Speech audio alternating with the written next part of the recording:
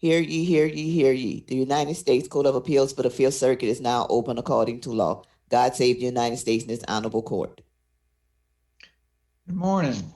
Welcome to the Fifth Circuit, and for whatever reason, we are allegedly technically assigned to the Banc Courtroom in New Orleans, but I expect none of us are there.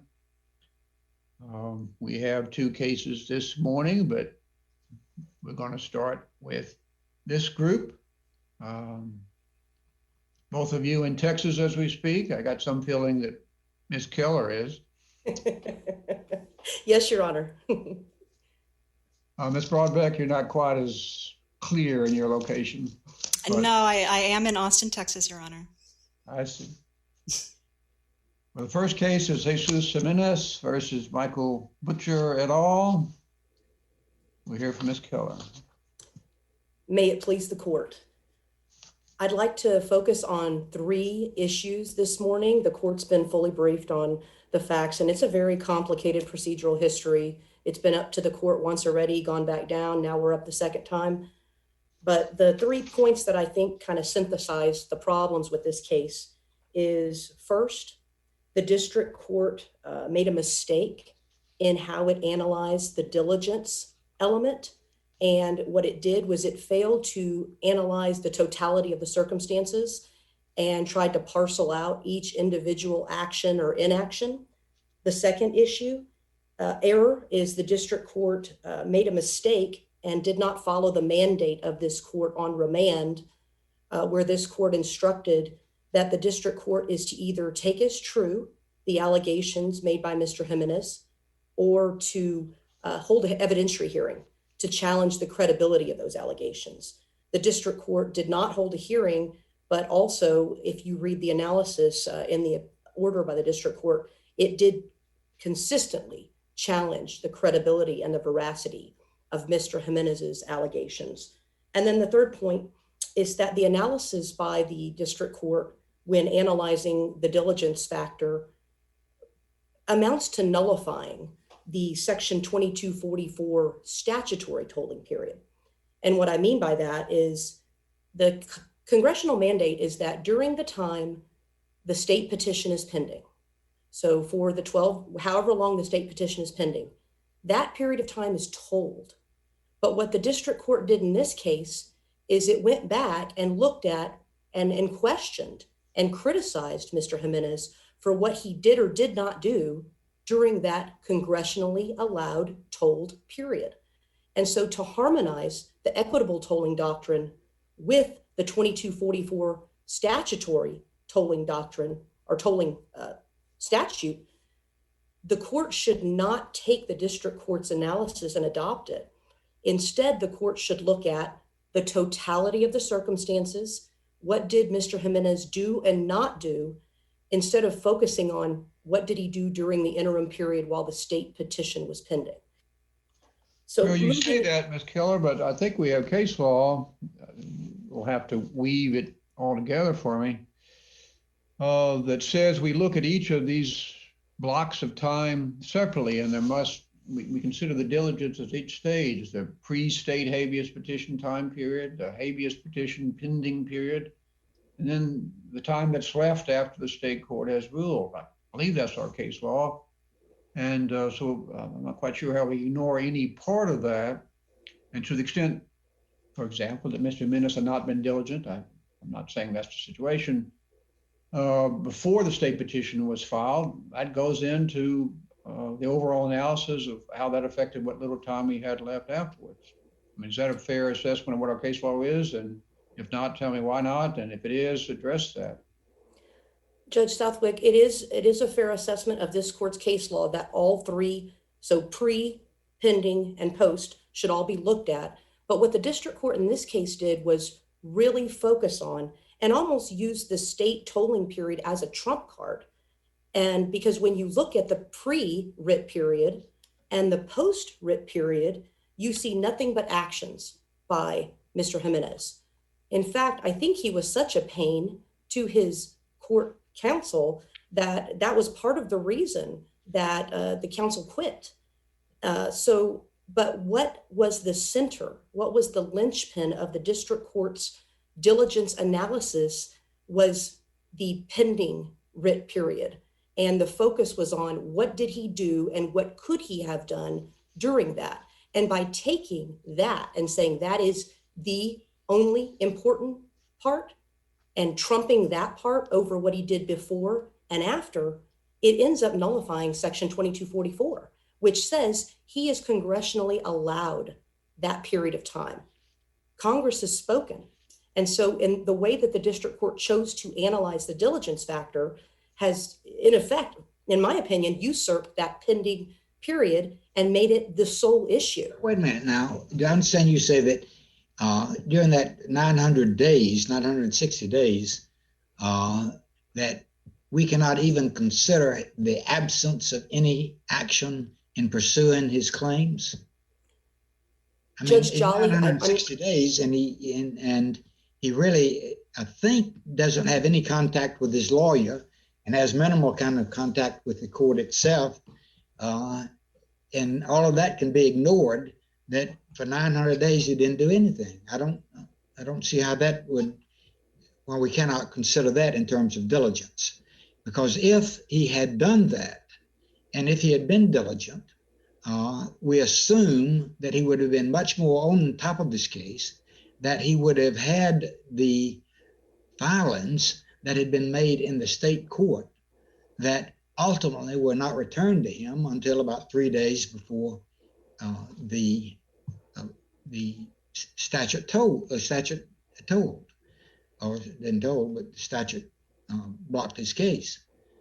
So I don't see why that period of time, if he did nothing in that entire period of time,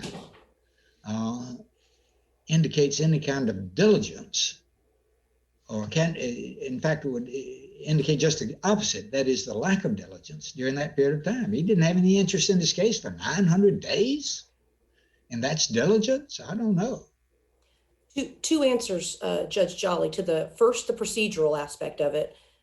It's the district court's complete disregard of the pre and post diligence efforts and using the pending period of time as the sole factor in the analysis. That's the procedural part that I'm complaining about. The second is the substantive part.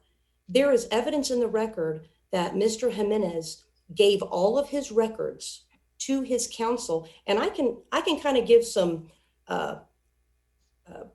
anecdotal evidence of this. I've been a CJA counsel for 20 years, and the inmates are given one copy of the record, and that's paid for during the direct appeal. After that, that is their only copy. And when you are appointed to a case or you're hired on a case, I can promise you the first thing you get is a packet of that record with the inmate's notations, and that is pretty much all he has.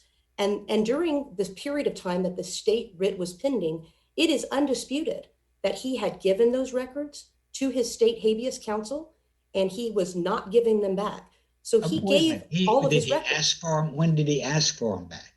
In other words, his state counsel had no use for the documents once he had filed a petition, did he? Because he was only hired for the period of time of his state petition.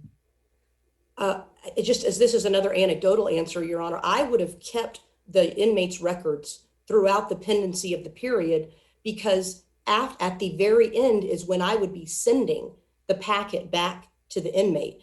And what I can attest to is in the pre-writ period, there is notation after notation, and it's all discussed in the briefing, of Mr. Jimenez saying, can you send me my records back? Are you doing this? Are you doing that? In fact, he pestered so many times in the pre-writ period about the records, about the copies of the files. I think that's what led to his writ lawyer quitting. So I think it's undisputed in the record. Which lawyer are we talking about now that quit? The first state habeas lawyer, Your Honor. Yes, Your Honor, Barone. And in that, Your Honor, if I could just go through that. Does that have to do with the question before us, or at least it seems to me, is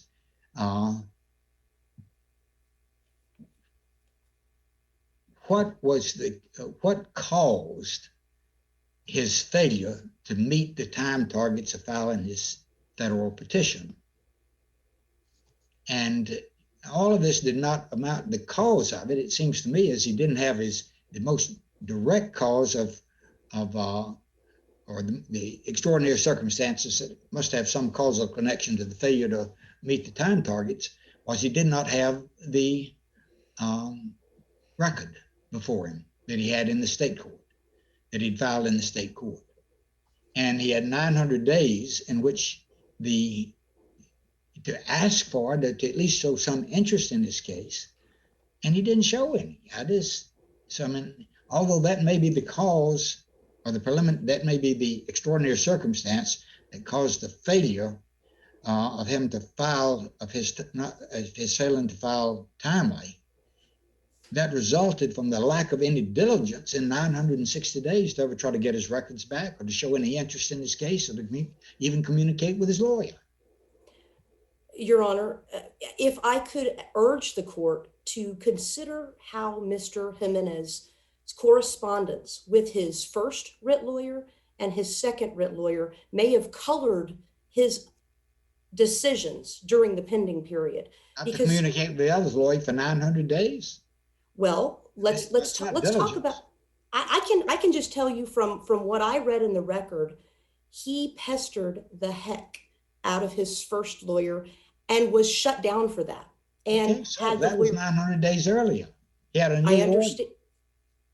So why didn't he continue to persist these other lawyers? Well, I mean, I don't understand the argument of why his persistence of his first lawyers and his complete and deadly silence with respect to the lawyer that is really relevant here is connected. Perhaps. Well, first of all, I think the treatment by his first writ lawyer colored the way that he approached his second lawyer, and you saw less persistence. I think it was for a reason, but perhaps we can look at it in a different way and a more mathematical way. All Mr. Jimenez is short is 34 days. So if you look at the three periods of time, the pre-writ period, the pending writ period, and the post-writ period, for many, many months, the period of time, 34 days, was lost based on his reliance on his counsel, telling him, I'm working on nothing more than your writ. Your record is 31 volumes long. There's so many issues. There's so many things I need to do. For 7.5 months, he relied on his first writ counsel. He was 7.5 months were taken from him, and were taken from the period of time that he was allowed this to be told. Is the extraordinary circumstance that prevented his filing timely?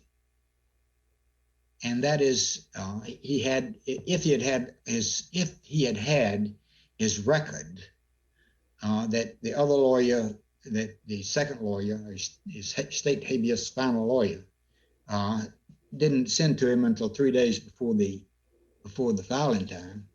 If he had had that, there would be no extraordinary circumstance that would have precluded his filing. And why did that occur? It occurred because he had 900 days and didn't do anything about his case. So the extraordinary circumstance that might have excused his failure to file timely is negated by the lack of diligence in 900 days of doing anything about his case. That's the way I would look at it. I think that's how the district court looked at it too, Your Honor, because what I read in the order was a pure focus on the pending writ period.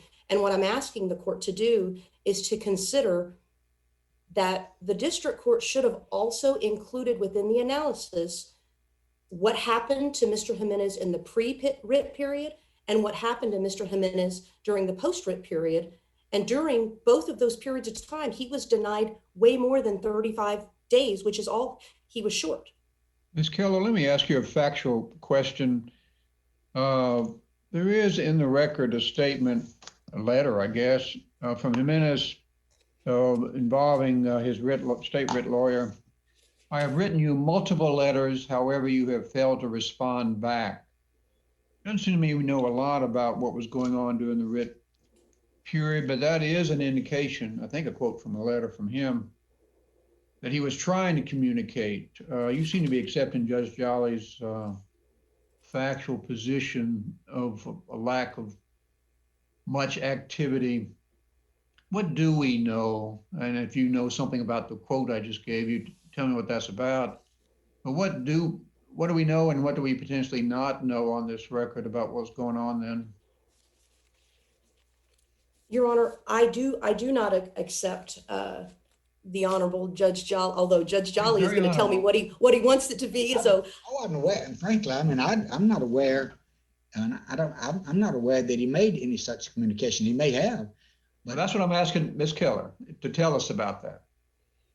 I went back just this morning. I went back through the record to try to find specific letters that were written, because remember, he did attach 300 pages of exhibits in the supplemental petition to try to find if any of those letters fell within the pending period. I could not find any, but I did find the statement, Your Honor, that you're talking about within his petition saying, I have asked you several times and written you multiple letters about the writ, and you have not responded. That, if taken as true, which was required to be done by the district court, should at least show some evidence of participation during the pending period. Tell me, I'm not quite understanding you.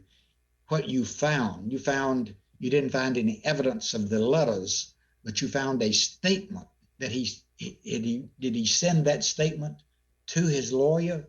Is that a communication with the lawyer, or is that just something you found in the record?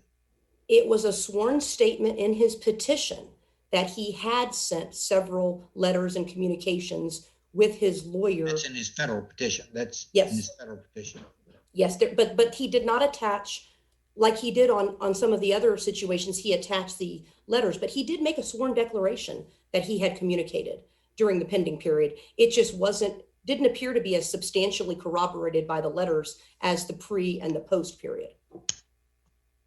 So, Your Honors, the case law, what the government filed a supplemental letter of authorities, and I believe it was the Diggs case, a recent case.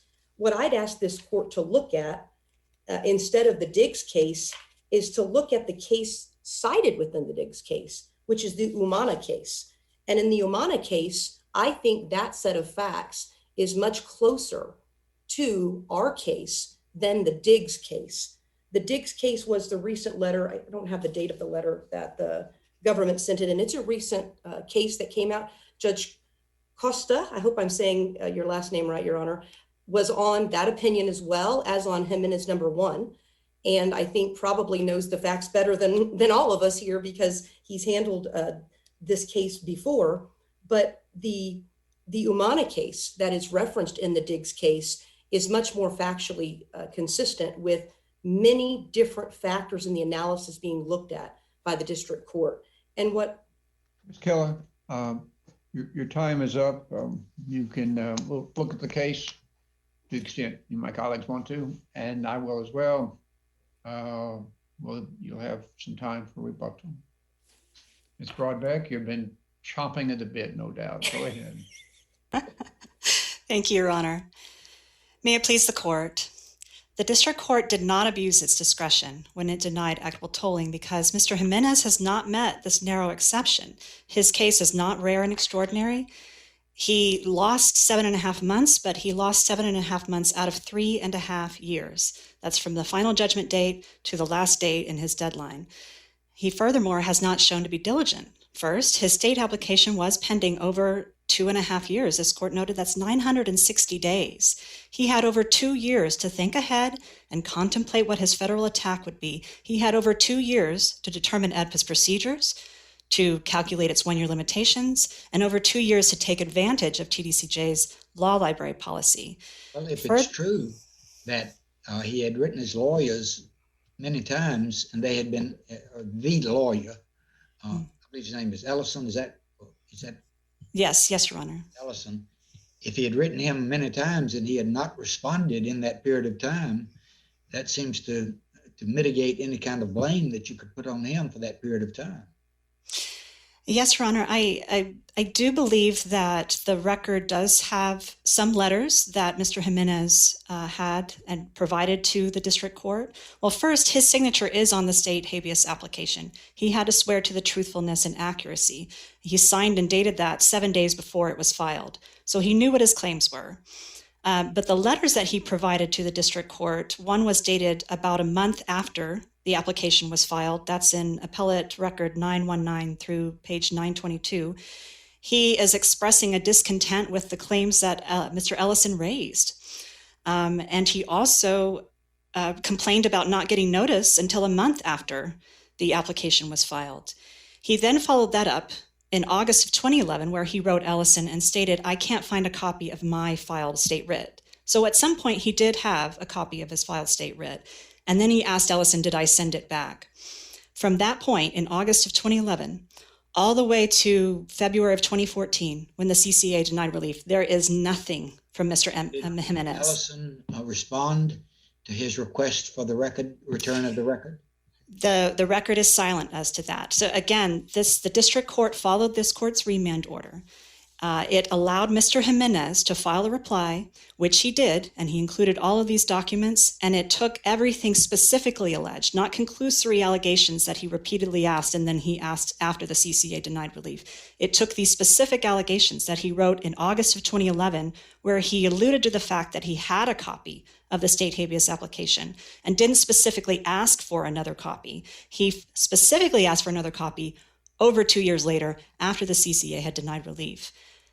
And he's also imputed to know under Ott v. Johnson that once that CCA denied relief, he had 43 days remaining, about a month and a half. That clock started ticking the minute the CCA denied relief. Under Ott v. Johnson, he needs to act swiftly. He needs to hit the ground running. It seems to me he did act fairly swiftly after that, did he not? Yes, Your Honor. Immediate but contact with his lawyer to get the record and that sort of thing. Yes, Your Honor. It is worth noting that Mr. Ellison did try to withdraw while the state application was pending, but he was diligent in responding to Mr. Ellison's specific request. So, Just a minute, Ms. Brodbeck, why do you say that? We at least have the record entry on his petition that I was discussing, or Ms. Keller pointed out to us, that just the opposite, that he had written the state habeas counsel, at least he's quoting one of his letters saying, "You've not been responding to my letter." So it seems to me there's at least some ambiguity.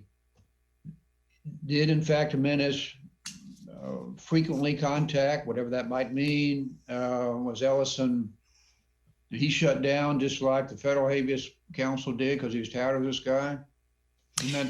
Don't we really not know that much about that, other than there's the assertion, which Ms. Keller says we need to take as true in this petition at this point, and you can tell me if that's right or not, that he says, "I wrote you," quoting his letter to his lawyer, "and you haven't been responding."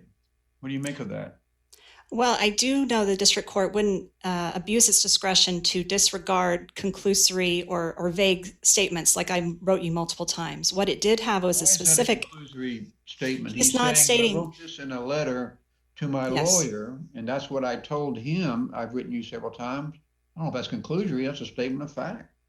Well, we don't know when he wrote. He could have been writing multiple times after the CCA denied relief, and Mr. Ellison didn't respond until about 2 weeks later. He did have multiple letters after the CCA denied relief. I believe there were 2 or 3 before Mr. Ellison was able to respond. So we don't know if Mr. Jimenez means that or if he did write multiple letters. What we do know is we have a specific date of August 2011 where he alleges that he has a copy of the state habeas application. These 3 documents, the state writ, and I'm sorry, 4, the state writ and the 3 letters that he wrote to Ellison. It established with the district court 3 things. First, that Mr. Jimenez knew what his state habeas claims were. Second, that he knew when the state habeas application was filed because he had a copy at some point. And third, if he really did need another copy, he should be more diligent than waiting from August 2011 all the way to February, March of 2014, over 2 years later, as this court noted. It's unreasonable to sit around and not ask for another copy. It would be reasonable to assume possibly that Mr. Ellison did write back and his mail got lost, or you have a middleman with TDCJ. It happens quite often.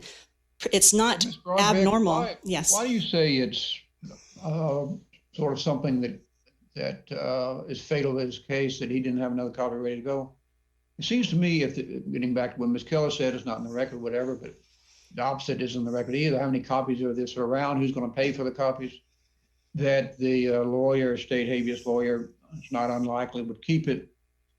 And for him to anticipate that it would take a month to get a copy, it ought to come when the lawyer notified him of the denial of his writ, would be another reasonable thing for him to assume. I'm positing that. And as soon as his state writ is denied, if in fact he doesn't have a glorious victory in state court, as soon as the state writ is denied, it's sent to him, his record. Isn't that another way to look at what a reasonably diligent inmate would be doing?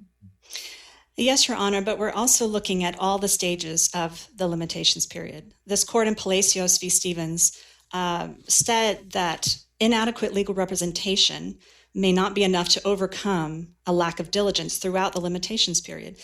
Palacios, for example, he hired counsel, but counsel was incompetent, and he was very diligent during that time. He wrote him many letters. He even filed a grievance with the state court. But this court noted that it took the petitioner 7 months to hire counsel in the front end, and in the back end, he had 13 days remaining in his limitations period. He had 13 days that he could have filed a state writ, or he could have filed a protective federal petition. And while this court said that a skeletal petition is not required, it shouldn't be the only aspect. It should be at least one aspect when considering the entire limitations period. Mr. Jimenez had 960 days where he did not act.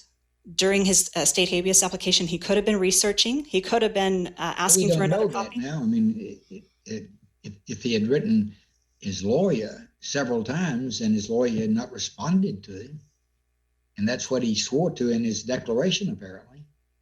Yes, his only specific allegation, again, Your Honor, is after the CCA had denied relief. And the letters that he provided are absent. He had a letter in June of 2012 where he asked what the CCA meant when it received a supplemental record. He didn't know what that meant. He asked Ellison, and he did not mention once that he did not have a copy of his state habeas application.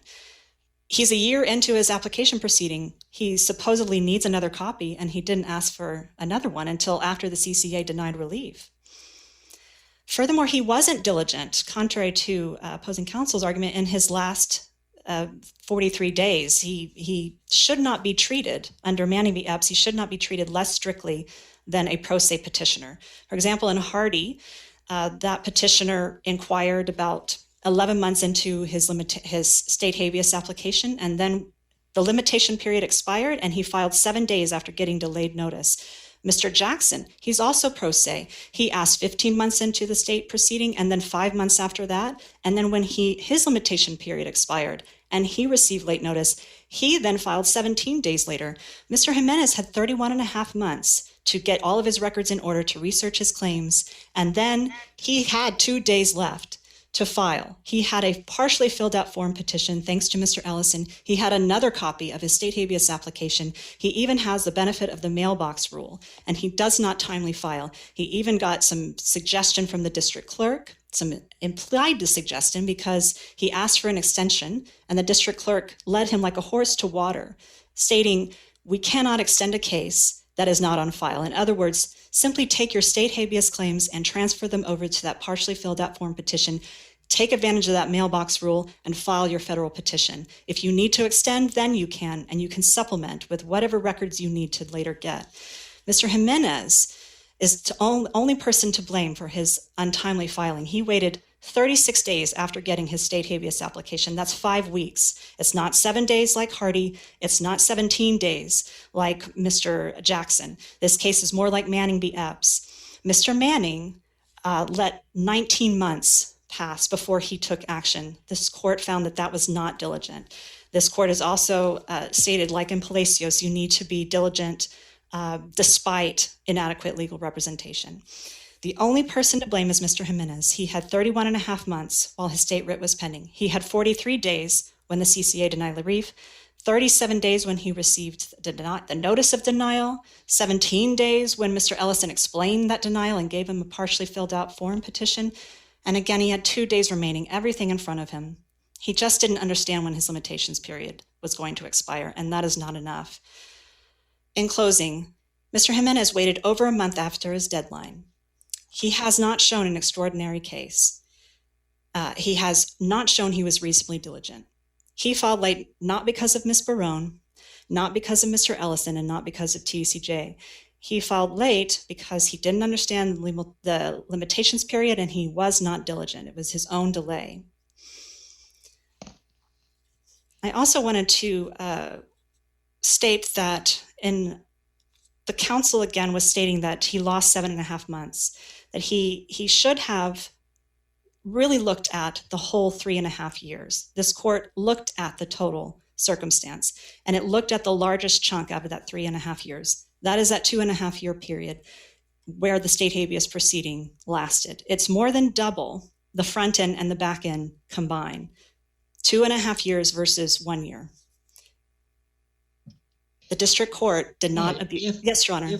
If we assume diligence on his part, would you acknowledge that receiving the record from his lawyer 3 days before the filing time would constitute an extraordinary circumstance because it is a causation of his failure to timely file?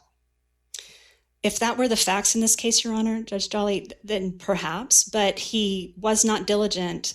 He was not asking for the record while it was pending. What I have with that is what was brought to my attention, and that is that he alleges in his sworn declaration that he had contacted his lawyer. Did he say that 33 times in the declaration that he had contacted him and the lawyer did not respond? That would indicate to me diligence over that period of time if he persisted in contacting his lawyer, notwithstanding the fact that they went unresponded to. Yes, Your Honor. Looking at the specific allegations, we're not sure if he was talking about Barone or if he was talking about Ellison. We do know that he did specifically mention that he did not have a state habeas application in August of 2011 at the very beginning of his state habeas proceeding, and he did not specifically ask again until after the CCA denied relief. That is why the district court, looking at that huge amount of time where he could have been asking, and you could still take that as true and still take as true the statement that he repeatedly asked and Ellison finally responded. That could still be true technically, while also having these specific documents showing that he asked for another copy of his state habeas application. The district court would also have to ignore the fact that Mr. Jimenez knew what his claims were. He knew when it was filed. He could have calculated the limitations period, and he also had a copy of the state habeas application and lost it, sent it back, whatever the case may have been. The diligence, for example, in Hardy and Jackson was directly related to the impediment itself. That was, they didn't know the status of his state application. Here, the impediment itself is the state application not having a copy and not getting it until 2 days before. The impediment was lifted 2 days before. He could have timely filed a skeletal petition, as this court noted in Palacios, especially when it's coupled with the fact that you have 960 days when he was not asking for that impediment to be lifted. Any sort of diligence during that long period of time, the years that it was pending, would have prevented this scurrying that he had at the back end in the last month or so of his limitations period. All right, Ms. Brodbeck, does that about cover it? That does, Your Honor. I will take that hint. And we respectfully request for this court to affirm. I yield my time. Thank you. Ms. Keller, let me ask you a question, talking about this, whether he had the record or not during the 2+ years the state petition was pending. Is there anything in the record about him being moved around? It's not exactly as if they have a lot of places where prisoners would be losing their legal papers. Was he moved some, or do we know from this record? I can't answer that off the top of my head, but Your Honor, what I will do is I can look at the returning address that he had on his letters throughout the record. And if I see movement, I can write a supplemental letter to the court, letting the court know if he was moved. And Your Honor touches on a great point. I get calls all the time from inmates. All their records are gone when they've been moved. So, but Well, don't provide any supplemental factual information to us. If we need anything, we'll make contact. Okay, and Your Honor, the 2 points that I'd like to close with are, number one, the Holland standard is what governs. It is reasonable diligence of a pro se litigant, not the quote by the Holland court, not maximum feasible diligence. And that's what the government is asking of Mr. Jimenez, maximum feasible diligence. He had 2 days here, he had 3 days here. It's the reasonable diligence of a pro se litigant that is the standard. And secondly, the district court was required to take as true all of Mr. Jimenez's sworn declarations. He had no records. He needed his records. He had not enough time in the prison library, and he was dissuaded over and over again by his state writ counsel. Stop bothering us about getting the records. Stop bothering us about your issues. Your record is too big. It's too hard for us to do this with you pestering us. So please leave us alone, and we promise we will handle your writ and get it timely filed. Do you agree with Ms. Brodbeck, and I may have misinterpreted what she said, but the statement I read to you, I have written you multiple letters, you have failed to respond. Is it a fair assessment that we don't know which lawyer he's talking about? I agree. That's why I didn't want to represent it to the court. I can't tell who he's talking about, but the court has to make inferences in favor of Mr. Jimenez here. Remember, we're only trying to get our foot in the door to have the substantial nature of the writ considered. So in all inferences should be resolved in favor of Mr. Jimenez. Thank you. Keep going. Unless the court has any other questions, I'll give my time back. Well, I wasn't hinting to both of you, but maybe I was. We do have your argument. We appreciate your help on this. I think one of you, maybe both of you, said in your briefing that you didn't think oral argument was necessary, but and if I'm misremembering this case, you don't need to correct me. But I think this has been helpful, and appreciate your assistance.